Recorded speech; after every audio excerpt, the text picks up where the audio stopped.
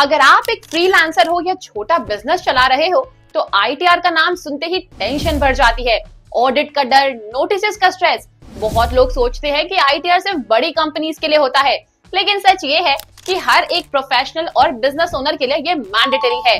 अगर आप अपनी इनकम टैक्स रिटर्न सही तरीके से फाइल नहीं करते तो हो सकता है कि आपको पेनल्टी का सामना करना पड़े, या फिर इनकम टैक्स डिपार्टमेंट आपके ट्रांजैक्शंस को क्लोजली मॉनिटर करने लगेगा। इस वजह से ऑडिट का भी रिस्क बढ़ता है, लेकिन टेंशन लेने की जरूरत नहीं है, क्योंकि लीगल देव है आपके साथ। स्मॉल बिजनेस ओनर्स और फ्रीलांसर्स की टैक्स और ऑडिट से रिलेटेड हर प्रॉब्लम का सोल्यूशन यहाँ मिलेगा। आज के इस वीडियो में हम बात करेंगे कि आप कैसे बिना किसी प्रॉब्लम के अपनी आईटीआर फाइल कर सकते हो और ऑडिट के चक्कर से बच सकते हो। अगर आप एक फ्रीलांसर हो या स्मॉल बिजनेस चलाते हो तो इनकम टैक्स डिपार्टमेंट आपसे एक्सपेक्ट करता है कि आप अपनी इनकम रिपोर्ट करो। अगर आपकी एनुअल इनकम 2.5 लाख से ज्यादा है फॉर इंडिविजुअल्स बिलो 60 इयर्स तो आपको आईटीआर फाइल करना पड़ेगा। अगर आप आईटीआर फाइल नहीं करते हो तो सकता है कि आपको पेनल्टी लगे, या फिर इनकम टैक्स डिपार्टमेंट आपके ट्रांजैक्शंस को चेक करने लगे, जिसमें फिर ऑडिट का रिस्क भी आ सकता है। इसी वजह से आपको अपनी इनकम ट्रैक करनी चाहिए और टाइम पर आईटीआर फाइल करनी चाहिए। अब बात करते हैं कौन कौन से आईटीआर फॉर्म फाइल करने चाहिए। आईटीआर फाइल करने के लिए सबसे जरूरी चीज ये है कि आपको सही फॉर्म का पता हो। सैलरीड लोगों के लिए आईटीआर 1 या आईटीआर 2 होता है, पर फ्रीलांसर्स और स्मॉल बिजनेस ओनर्स के लिए अलग फॉर्म्स होते हैं। अगर आप एक फ्रीलांसर हो या आपका इनकम किसी प्रोफेशन या बिजनेस से हो रहा है तो आईटीआर 3 आपके लिए सही है। अगर आप प्रेजम्पटिव टैक्सेशन स्कीम ऑप्ट करते हो तो आईटीआर 4 सुगम फाइल करना आपके लिए बेस्ट रहेगा।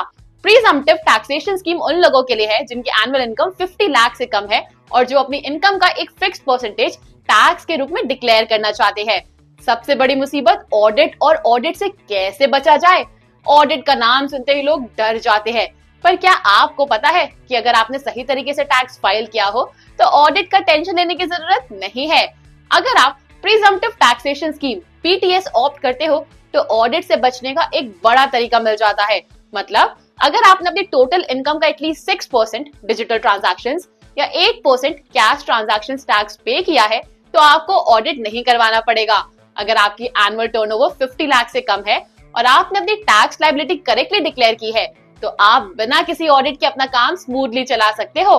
बहुत सारे लोग छोटी छोटी गलतियां करते हैं जो उनको डायरेक्ट ऑडिट तक ले जाती है, जैसे कि गलत आईटीआर फॉर्म फाइल करना। बहुत लोग बिना समझे कोई भी फॉर्म फाइल कर देते हैं जो उनके इनकम टाइप के अकॉर्डिंग सही नहीं होता। बैंक ट्रांजैक्शन छुपाना।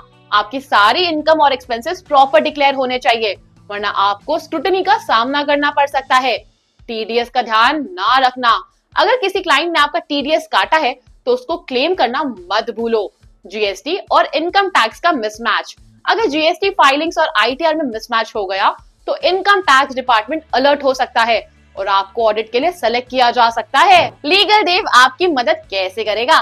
टैक्स और कंप्लायंस की दुनिया कॉम्प्लिकेटेड लगती है, पर लीगल देव का काम है इसे सिंपल बनाना।